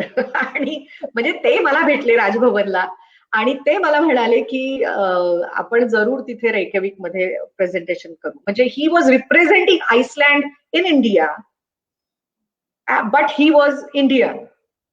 आणि त्यांच्या निमंत्रणावरून ज्या वेळेला आम्ही आइसलँडमध्ये गेलो तर आइसलँडमध्ये हिरलेकरांनी म्हणजे प्रत्यक्ष रेकेविक जी आइसलँडची राजधानी आहे तिथे आमचा 2 दिवस लागोपाठ कार्यक्रम होते. आणि पहिल्या दिवशी प्रेसिडेंट आणि फर्स्ट लेडी दोघंही आले होते. आणि आइसलँड हा अतिशय म्हणजे उत्तर ध्रुवाच्या जवळचा हा देश आहे आणि त्यामुळे जे आपण म्हणतो ना की तिथे 6 महिने रात्र आणि 6 महिने दिवस असतो. म्हणजे लिटरली तिथे सूर्य 6 महिने मावळतच नाही आणि 6 महिने उगवतच नाही. आणि जून महिन्यामध्ये आम्ही तिथे गेलो त्यामुळे तो 6 महिने दिवस असलेला कालखंडातला तो महिना आहे. आणि माझा कार्यक्रम संपला त्यावेळेला रात्रीचे 11:30 वाजले होते आणि छान असा सूर्य होता तिकडे. तर त्यामुळे रात्रीच्या 11:30 वाजताच्या सूर्याचा म्हणजे सूर्यप्रकाशात काढलेला फोटो आहे. आणि ज्या ऑडिटोरियम मध्ये तो कार्यक्रम होता त्याच्या म्हणजे त्याच्या बाजूला तळं होतं. त्या तळ्याचं नाव होतं त्योर्निन नावाच्या सरोवराच्या काठी तो कार्यक्रम होता. आणि आय ऑलवेज फेल्ट की ज्यावेळेला आपण देशाचं प्रतिनिधित्व करत असतो त्यावेळेला आपल्यावर खूप जबाबदारी असते. म्हणजे केवळ तिथे जाणं आणि नाचणं एवढंच तुमची जबाबदारी नसते. तर तुमच्याकडे एक केवळ भारतीय म्हणून लोक बघत नाहीत, तर तुमच्या थ्रू ते संपूर्ण राष्ट्र बघायचा प्रयत्न करत असतात. आणि म्हणून how you present your self matters a lot. तर मला कायमच सवय होती की कुठल्याही शहरामध्ये कार्यक्रमाला मी कधीही गेले की आधी म्हणजे लँड झाल्यावर हॉटेलमध्ये चेक इन करण्यापूर्वी सुद्धा आधी मी थिएटरवर जायची आणि तिथं मला काय काय होय ते मी बघायची. तर गंमत म्हणजे आइसलँडिक कॉन्sul जनरल म्हणून जे भारतात होते ते मराठी होते आणि भारताचे कॉन्sul जनरल म्हणून जे आइसलँडमध्ये होते ते आइसलँडिक होते. तर मी ज्या वेळेला तिथलं ऑडिटोरियम वगैरे बघितलं त्यावेळेला मी त्यांना म्हंटल की मला स्टेजवर आमच्या कुठल्या तरी देवाची मूर्ती पाहिजे. म्हटलं नॉर्मली आम्ही नटराज ठेवतो, परंतु नटराज नसेल तर कुठल्या तरी देवाची मला मूर्ती पाहिजे. तर जे भारताचे कॉन्sul जनरल म्हणून तिथे आइसलँडिक गृहस्थ होते ते म्हणाले yes when we went to India we had the Ganesha statue of Ganesha with us. So म्हणून मग त्यांच्या घरातून मी छान मोठी गणपतीची मूर्ती होती ती मागवली आणि उदबत्ती वगैरे तर काही नव्हतं, हार घालायला फुलंही नव्हती. आइसलँड हा ज्वालामुखीचा प्रदेश मानला जातो, fire and ice. It is non as a country of fire and ice. म्हणजे वर सबंध हिमाच्छादित शिखर असलेले डोंगर असले तरी त्या देशाच्या खालून सतत ज्वालामुखीचे करंट सतत वाहतात. म्हणजे आइसलँडचं सर्वात मोठं वैशिष्ट्य सांगायचं म्हणजे आपण गिझर लावतो आणि गरम पाणी करतो, किंवा आता इथं घरांमध्ये सगळ्याच मोस्टली घरांमध्ये मोठे मोठे बॉयलर्स असतात, हिटर्स असतात. तर त्यामुळे इथं 24 तास एक गरम पाण्याचा नळ आणि एक थंड पाण्याचा नळ असतो. तर तिथं सुद्धा गरम पाणी आणि थंड पाण्याचे नळ कायम होतेच. परंतु ते जे गरम पाणी होतं ते कुठलंही गरम पाणी कुठल्याही हिटर मधून आलेलं नसून हे ज्वालामुखीचे जे अंडर करंट्स आहेत त्याच्या अंडर करंट मधून नॅचरली आपण जसं म्हणतो उष्ण पाण्याची तळी असतात की ज्याच्यामध्ये आंघोळ केल्यामुळे आपले रोग बरे होतात, हे संपूर्ण राष्ट्राला पुरेल असं कायम ज्वालामुखीतून आलेलं गरम पाणी संपूर्ण राष्ट्राला मिळतं. हे त्या देशाचं वैविध्य आहे. आणि तिथं त्यामुळे फुलं पानं उगवणं खूप अवघड आहे. आणि हे मला त्यावेळेला नवीन नवीन मी तिथे होते, मला कल्पना नव्हती. तर मी गणपतीला स्टेजवर व्हायला तिथंच बाजूला बागेत उमललेली फुलं होती, मी 2-4 फुलं काढली आणि त्यांनी एवढा दंगा केला. मला नव्हतं माहिती की ती एक एक फुल उगवायला त्यांना किती मेहनत करावी लागते. पण असो मी तिथं त्या गणपतीला फुलं वाहिली आणि एक कलाकार म्हणून मला नेहमी वाटतं आणि असं म्हणेन की दॅट्स गॉड्स गिफ्ट की नुसतं नृत्य सादर करणे नाही तर त्याच्याबरोबर you should have a oratory power to connect with the audience. तर त्यावेळेला मी ज्या वेळेला त्यांच्या समोर उभी राहिले स्टेजवर तेव्हा मला असं वाटलं की मी एक छोटीशी खिडकी आहे आणि त्या खिडकीतून हे एवढे आइसलँडिक उत्सुक मंडळी सबंध पॅक ऑडिटोरियम भरलेलं ते त्याच्यातून जणू ते संपूर्ण माझा देश पाहण्याचा प्रयत्न करताय. आणि म्हणून मी तिथे उभी राहिल्यावर मी त्यांना म्हंटल की आमच्याकडे नृत्य हे केवळ सोशल रिक्रिएशन असं नसून आमच्याकडे नृत्य हे मेडिटेशनचा पण एक भाग आहे. नृत्य हे साल्व्हेशनचा पण पाथ मानला जातो आणि म्हणून आम्ही आमच्या नृत्याची सुरुवात कायम we offer our salutations to the god. आणि मग to make the whole matter light I said की normally in Christianity you have only one god and that is Jesus Christ. पण मी म्हटलं we have millions of gods, so I have a vast choice to select from. And because I'm a young beautiful woman, I have chosen a handsome God to worship. रामाबद्दल बोलले, रामस्तुती मी सुरुवात केली आणि ती स्तुती रामस्तुती मी सुरुवात करण्यापूर्वी मी म्हटलं की whatever I am wearing is a very traditional attire of a dancer. आणि म्हटलं I am going to show you something which I am wearing but you can't see it right now. तर सगळे उठून उभे राहिले की आता ही काय दाखवते आपल्याला. आणि त्यावेळेला मी घागरा चोली घातली होती आणि म्हटलं this long skirt that I am wearing but that under the skirt I am wearing ankle bells. आणि असं म्हणून मी त्यांना घुंगरू दाखवले की हे घुंगरू कसे असतात, त्याचा साऊंड कसा असतो, असं सगळं दाखवून. आणि then I made my presentation which was immensely loved by everybody. आणि कारण मला माहिती होतं की मी राष्ट्रपतींच्या समोर त्यांच्या प्रेसिडेंट समोर म्हणजे परफॉर्म करणार आहे. आणि म्हणून मी त्या तयारीने गेले होते की म्हणजे गव्हर्नरच्या राजभवननी मला चांगलंच ग्रुमिंग केलेलं होतं. आणि typically it's a black tie affair Wien it is at such a high dignitary level.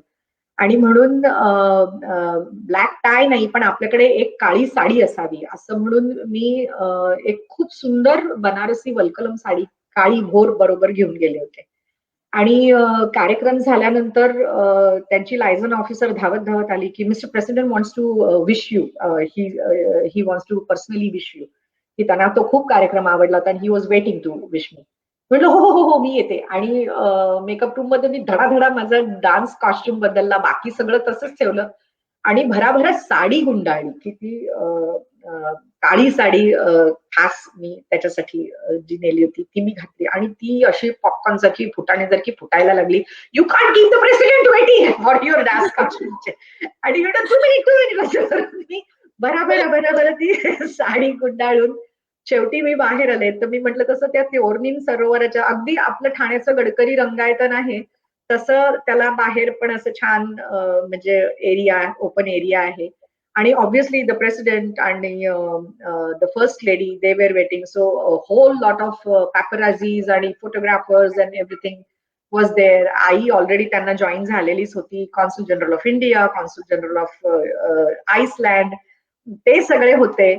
आणि the most memorable moment which I would love to share here की म्हणजे माझ्या साडीचं अगदी चीज झालं बदलण्याच्या. की आता जसं मी आता एक सिंगल पदर घेतलेला आहे आणि आपण म्हणजे पदर फ्लॉन्ट करतो तर तसाच मी सिंगल पदर घेतला होता आणि तो खूप भरजरी आणि सुंदर वल्कलम साडीचा पदर होता तो. आणि तो घालून मी साडी घालून ज्या वेळेला प्रेसिडेंटना सामोरी गेले तर आईसलँडचे ते प्रेसिडेंट, आता नाव माझ्या डोक्यातून गेलं, 1996-97 त्यावेळेचे president. And more handsome than Bill Clinton, almost 6 feet 2 inches tall and dead gorgeous good looking guy. आणि कल्पना कर त्या देशाचा राष्ट्रपती, मी ती अशी सिंगल पदर घातलेला होता तर ते ऑल द वे खाली माझ्या पायापर्यंत वाकले आणि असं वाकवून त्यांनी संपूर्ण माझा पदर असा हातात घेतला आणि ते म्हणाले what a gorgeous sari. Excuse me. What a gorgeous sari. ते म्हणाले मी भारतात गेलो तेव्हा मला कशी नाही अशी एवढी सुंदर साडी मिळाली असं म्हणून त्यांनी माझ्या साडीला कॉम्प्लिमेंट दिल्या.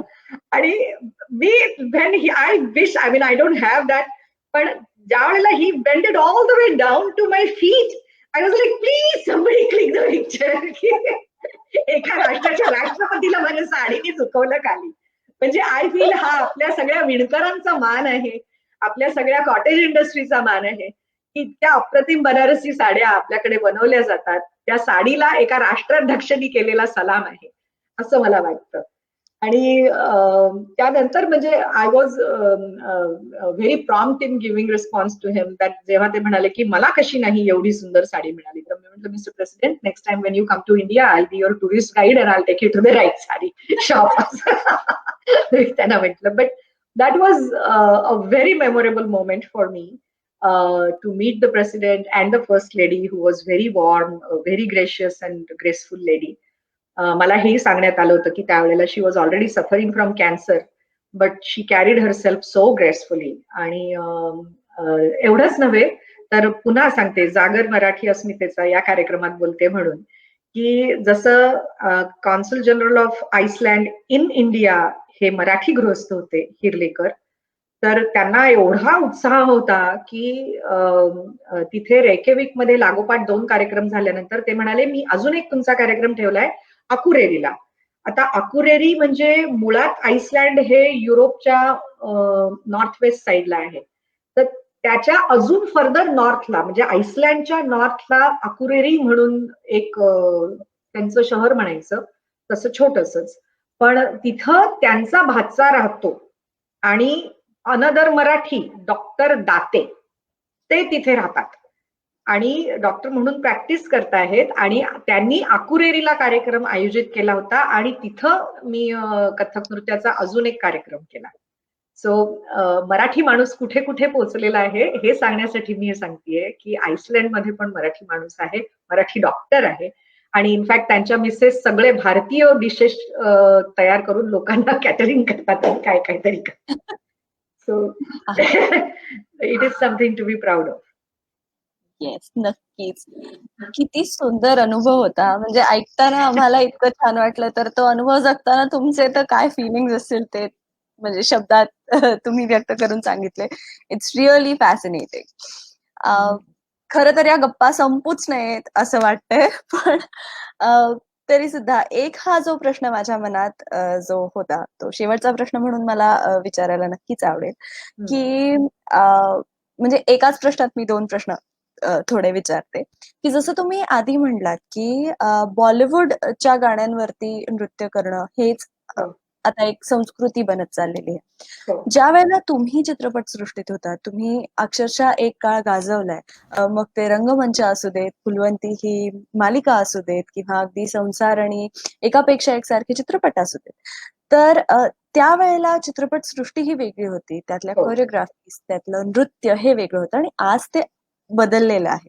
हो. तर तुमचं याबद्दलचं काय मत आहे हा पहिला प्रश्न. आणि त्यातच पुढे असं, की आजची जी युवा पिढी आहे, जी हे सगळे नृत्य बघते आहे, त्यातनंही जी शास्त्रीय नृत्य शिकते आहे आणि शास्त्रीय नृत्यात ज्यांना करिअर करायची इच्छा आहे, तर त्यांच्यासाठी तुमचा काय संदेश असेल? कारण अजूनही आपल्या इथे शास्त्रीय नृत्यात करिअर करण्याला एक सेफ काय म्हणू शकतो आपण करिअर ऑप्शन म्हणत नाही. आणि अशा वेळेला जेव्हा बॉलिवूडची अशी संस्कृती समोर येते, त्यावेळेस पालक अजून थोडेसे हे होतात, की विचार. करू द्यावं की नाही करू द्यावं.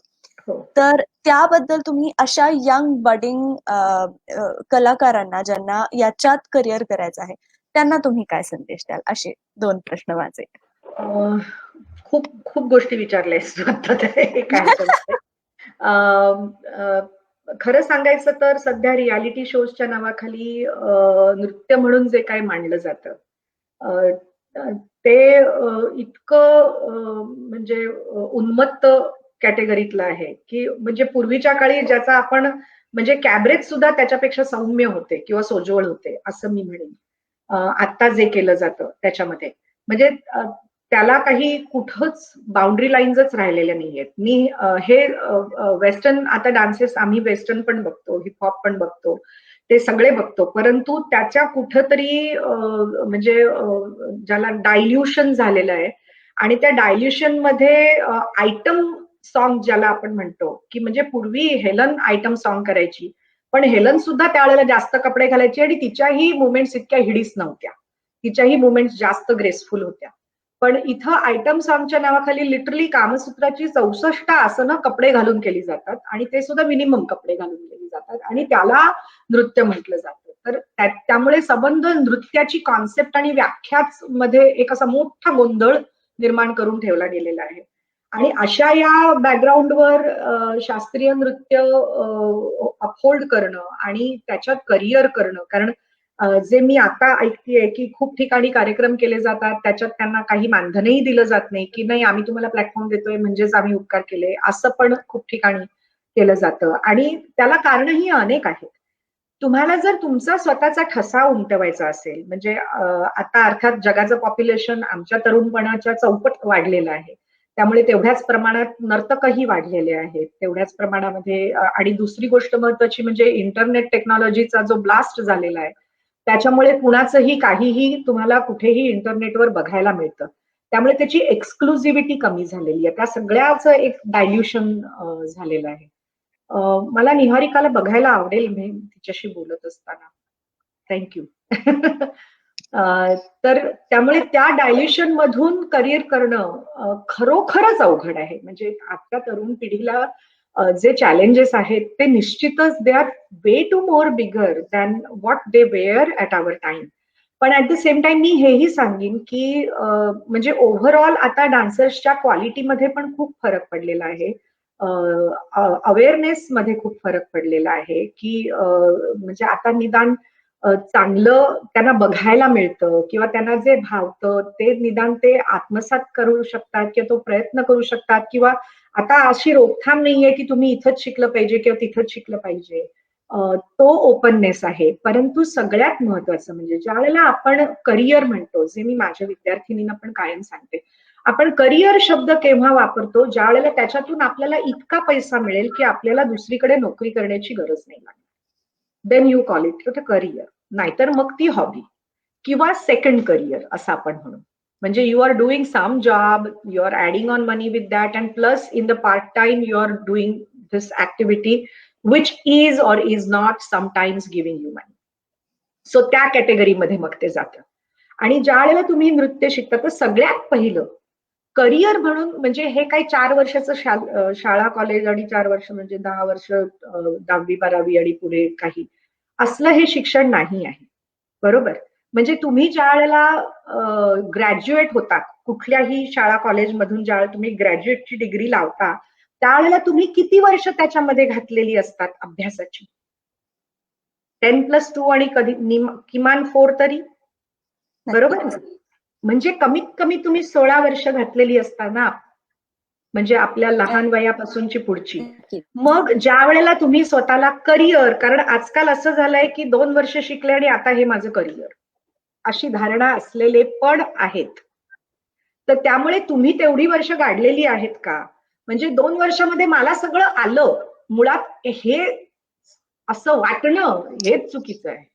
कळलं ना? म्हणजे मुळात तुम्हाला कुठल्याही गोष्टीचं करिअर, आणि मग ऑब्व्हियसली तुम्हाला जेवढं येतं त्या प्रपोर्शन मध्येच तुम्ही तुम्हाला सेल करू शकता ना, की you have to have some exclusivity in that area. म्हणजे एक्सक्लुझिव्हिटी म्हणजे पीएचडी लेवलवर झालं. परंतु तुमच्यामध्ये काहीतरी वैशिष्ट्य असावं. झेरॉक्स कॉपीज जर 100 अवेलेबल आहेत तर give me one good reason why one should be seeing you only. What is that special in you for people to come to see you? म्हणजे परवा जी पोरगी नाचून गेली त्याच्यापेक्षा तू काय वेगळी नाचतीयस, हे प्रत्येकाने आधी स्वतःची आत्मपरीक्षा करावी. कळलं? किंवा जे काही तुम्ही शिकताय त्याच्यातून तुम्ही स्वतःच्या डोक्याने काही विचार करून काही वेगळे विचार मांडलेत का तुमच्या नृत्यातून? का माझं नाव मोठं झालं? मला त्यावेळेला चॅलेंजेस नव्हते, महाराजजी होते की त्यावेळेला. मग तरी सुद्धा why I was the highest paid dancer of the country. Why? Not because I was just a celebrity किंवा चित्रपटाचं मला वलय होतं. तेवढ्यासाठी तुम्हाला पैसे नाहीत मिळणार. सगळ्यात महत्वाचं म्हणजे ऑर्गनायझर जगला पाहिजे. ज्या वेळेला तुमचं नाव अनाऊन्स होतं आणि ज्या वेळेला प्रेक्षक किंवा कुठलाही ऑर्गनायझर कार्यक्रम आयोजित करतो, तर त्या कार्यक्रमाला समोरून प्रेक्षक आला पाहिजे ना. त्या ऑर्गनायझरनी त्याच्यात काहीतरी पैसा गुंतवलेला असतो. मग त्याचा काहीतरी रिकव्हरी पाहिजे ना. म्हणजे माझ्या बाबतीत तर मी म्हणेन की प्रायव्हेट ऑर्गनायझेशन्सचे तर मी केलेच कार्यक्रम, परंतु I was a listed artist of all the state government. त्यामुळे सगळ्या ऑल ओव्हर द कंट्री सगळ्या स्टेट फेस्टिवल्स मध्ये मी कायम करत होते कार्यक्रम. त्यामुळे these festivals are funded by the state government. पण मग स्टेट गव्हर्नमेंट असलं म्हणून काय झालं? स्टेट गव्हर्नमेंटला सुद्धा रिकव्हरी नको का कार्यक्रमाची? आणि मला आनंद वाटतो, ह्याच्यात अभिमानाची गोष्ट वगैरे असं काही नाही, पण मला आनंद या गोष्टीचा वाटतो की जेव्हा जेव्हा जिथं जिथं माझं नाव अनाऊन्स झालं तिथं तिथं कधीही एकही सीट रिकामी नव्हती. The auditorium was always pack. आणि एलिफंटा फेस्टिवल किंवा घारापुरी लेणी जिथे आहेत मुंबईच्या गेटवे ऑफ इंडिया पासून जवळ, तर एलिफंटा फेस्टिवल ज्या वेळेला स्टेट गव्हर्नमेंटनी सुरू केला तर त्यावेळेला त्यांनी पहिले 1-2 वर्ष कथ्थकचा ठेवलेलाच नव्हता कार्यक्रम. Mostly Bharatanatyam, south Indian styles आणि म्हणजे गायन वादनाचे त्यांनी कार्यक्रम ठेवले होते. तर ते जर्नलिस्टना एक उछालने के लिए टॉपिक मिल गया की अरे कथ्थक क्यों नहीं. तर त्याच्यात नेमकं त्या कुठल्या तरी एका स्टेट गव्हर्नमेंटच्या लायझोन ऑफिसरनी नाही ते काय मुसलमानांचं नृत्य असलं काहीतरी वक्तव्य केलं. मग त्याच्यावरून पुन्हा एक राळ उठली आणि मग फायनली मग असं ठरलं की नाही कथ्थकचा कार्यक्रम झाला पाहिजे. आणि म्हणून त्यांनी मला कॉन्टॅक्ट केलं. So I was the first Kathak dancer to perform at Elephanta festival. आणि जे मी आता सांगते माझा मुद्दा, I am coming back to that same point, की आयोजक कधीही बुडता कामा नये. जो ऑर्गनायझर आहे तो जगला पाहिजे तर कार्यक्रम होतात. आणि ज्या वेळेला एलिफंटाला मला कळलं की मला एलिफंटाला परफॉर्म करायचं, तर अर्थात ती मी लेणी अनेक वेळा पाहिली होती. मी घारापुरी केव्ज बघितलेल्या होत्या आणि घारापुरी केव्ज म्हणजे ते प्रख्यात जे त्रिमूर्तीची जी मूर्ती आहे ती घारापुरीची आहे. तसंच तिथे म्हणजे शिवमूर्ती अधिक आहेत की त्याच्यामध्ये अर्धनारीश्वर आहे, त्रिमूर्ती आहे, शंकराच्या अधिक मूर्ती तिथे बघायला मिळतात. आणि म्हणून एलिफंटा फेस्टिवलला परफॉर्म करताना मी अर्धनारीश्वर नाचले होते किंवा शिवपंचाक्षर नाचले होते. सो कायम माझ्या कार्यक्रमामध्ये मी तो रेलेव्हन्स ठेवला होता की मी कुठं नाचतीये. आणि मला आनंदाची गोष्ट नमूद करावीशी वाटते की ज्या वेळेला गेटवे ऑफ इंडियावरून लॉन्चनी तुम्हाला जावं लागतं तिथे घारापुरीला, म्हणजे त्या इट्स अन आयलंड. तर ज्या वेळेला मी लॉन्चनी तिथे पोहोचले तर अगदी आनंदाने त्या मोस्टली सगळ्या बायका होत्या लायझन ऑफिसर्स, त्या आनंदाने रिसीव्ह करायला पुढे आल्या आणि त्या इतक्या खुश होत्या. त्या म्हणाल्या, अर्चनाताई आम्ही इतक्या खुश आहोत की झाकीर भाईंनंतर एवढं कलेक्शन तिकिटांचं आम्ही आज घेतलेलं आहे. 27 लॉन्चेस भरून ऑडियन्स आलेला आहे आणि it was a huge success. म्हणजे इतकंच नव्हे, मग पुन्हा स्टेट गव्हर्नमेंटनी मला इव्हन मी लग्न होऊन इथे आल्यानंतर पण कॉन्टॅक्ट केलं होतं आणि ते एलोरा फेस्टिवलला, की अजंठा वेरूळची जी लेणी आहे तिथे एलोरा फेस्टिवल होतं आणि त्यांनी आईला आधी कॉन्टॅक्ट केलं की अर्चना केव्हा येणार आहेत भारतात, आम्हाला त्यांचा कार्यक्रम ठेवायचा आहे. तर एलोराला ऑडियन्सची गरज आहे, लिटरली हे त्यांचे शब्द होते की एलोराला ऑडियन्सची गरज आहे. आणि त्यावेळेला मग मी माझं शेड्यूल ऍडजस्ट करून मी एलोराला परफॉर्म करायला गेले होते आणि जिथपर्यंत नजर जाईल तिथपर्यंत ऑडियन्स त्यावेळेला पण उभा होता. सो मी असं म्हणेन की ही गुरुकृपा असते, ईश्वराची कृपा असते. सगळ्याच कलाकारांच्या नशिबात हे सुख नसतं. म्हणजे इव्हन एलिफंटाच्या वेळेला पण मला इतकं वाईट वाटलं की माझा कार्यक्रम झाला, मी स्टेजवरून खाली उतरले. माझ्या पाठोपाठ मालिनी राजूरकर, त्या सुद्धा वयस्कर गायिका होत्या, त्यांचं गाणं त्यांनी ठेवलं होतं. पण लिटरली मी स्टेजवरून उतरले आणि भुश सगळा ऑडियन्स उठून निघून गेला. I felt sad for the other artist, पण ते माझ्या हातात नव्हतं.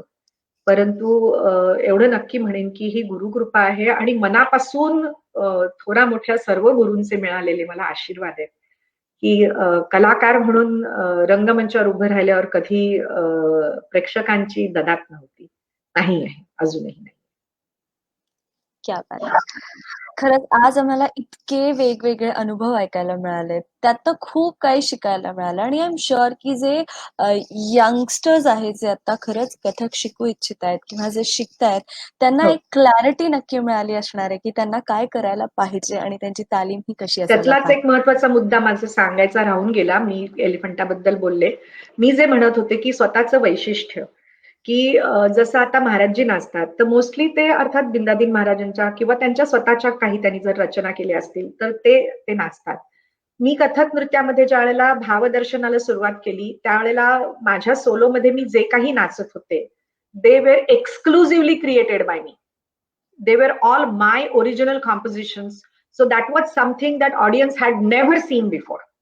त्यांनी ते कधीही पाहिलेलं नव्हतं आणि म्हणून ती प्रत्येक गोष्ट आत्यंतिक भावली गेली, आवडली गेली. म्हणजे नुसतं स्वतः तुम्ही नृत्य रचना केलं एवढंच पुरेसं नाहीये. त्या रचनेची क्वालिटी, त्याचा दर्जा, त्याची वैचारिक खोली, वाङ्मयीन खोली पण तेवढीच उत्तम असली पाहिजे आणि ती तेवढी उत्तम होती आणि म्हणूनच प्रेक्षकांनी डोक्यावर घेतलं.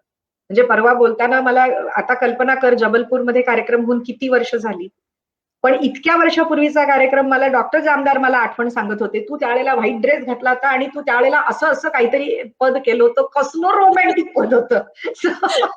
म्हणजे इतक्या वर्षानंतर सुद्धा जर तुम्ही प्रेक्षकांच्या मनात राहता, म्हणजे केवळ कॉस्ट्युम नव्हे तर तुम्ही काय नाचलं होतं हे सुद्धा प्रेक्षकांच्या मनात राहतं, त्यावेळेला तुम्ही कलाकार म्हणून सक्सेसफुल झाला, असं मी म्हणते.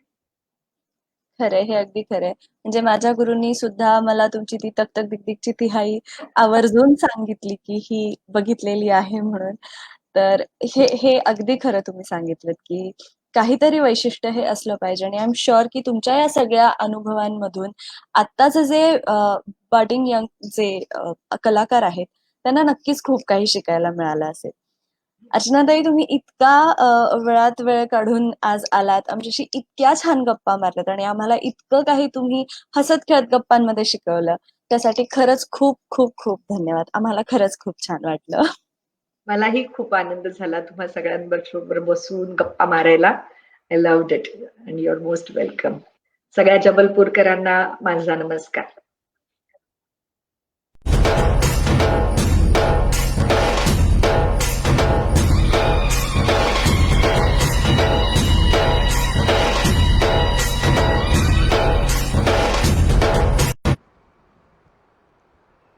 तर मित्रांनो, आपण आज भेटलो अर्चनाला. आजपासून जवळजवळ 20 वर्षापूर्वी जेव्हा ती पहिल्यांदा जबलपूरला आली आणि तिने परफॉर्म केलं. सगळ्या ऑडियन्सला कॅप्टिवेटिंग, ज्याला म्हणतो आपण सिंटिलेटिंग परफॉर्मन्स, असा परफॉर्मन्स तिने दिला. तिची एनर्जी, तिचं डेडिकेशन, तिचं कमिटमेंट आणि तिची मास्टरी, ह्या सर्व गोष्टींनी पूर्ण जबलपूरच्या एकेका माणसाला प्रभावित केलं. अशी ही अर्चना. आणि तिने अगदी दिलखुलासपणे आपल्या जीवनातल्या अनेक प्रसंगांबद्दल तुम्हा सर्वांच्या समोर मोकळेपणाने आपले विचार मांडले. अर्चना, तुला अनेक अनेक धन्यवाद. पुढच्या रविवारी आपण भेटणार आहोत